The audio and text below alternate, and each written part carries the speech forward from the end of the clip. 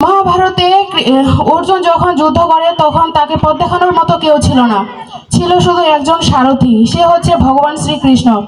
আমাদের জীবনে সে চলার জন্য একজন সারথির দরকার হয়, সেটা হচ্ছে আমাদের শ্রীমদ্ ভগবদ গীতা।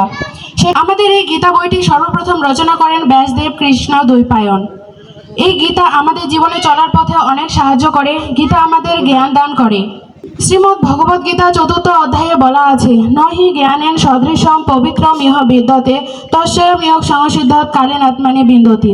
ইহলোকে জ্ঞানের ন্যায় পবিত্র আর কিছু নেই। কর্মযোগে সিদ্ধ পুরুষ সেই জ্ঞান কাল সহকারে আপনি অন্তরে লাভ করেন। এই জগতে জ্ঞানের মতো পবিত্র আর কিছুই নেই। জ্ঞান আমাদের জীবনে চলার পথে অনেক সাহায্য করে। মহাভারতে অর্জুন যখন যুদ্ধ করে তখন তাকে পথ দেখানোর মতো কেউ ছিল না, ছিল শুধু একজন সারথি, সে হচ্ছে ভগবান শ্রীকৃষ্ণ। আমাদের জীবনে সে চলার জন্য একজন সারথির দরকার হয়, সেটা হচ্ছে আমাদের শ্রীমদ্ ভগবদ গীতা। সেটি আমাদের জীবনে চলার পথে অনেক সাহায্য করে।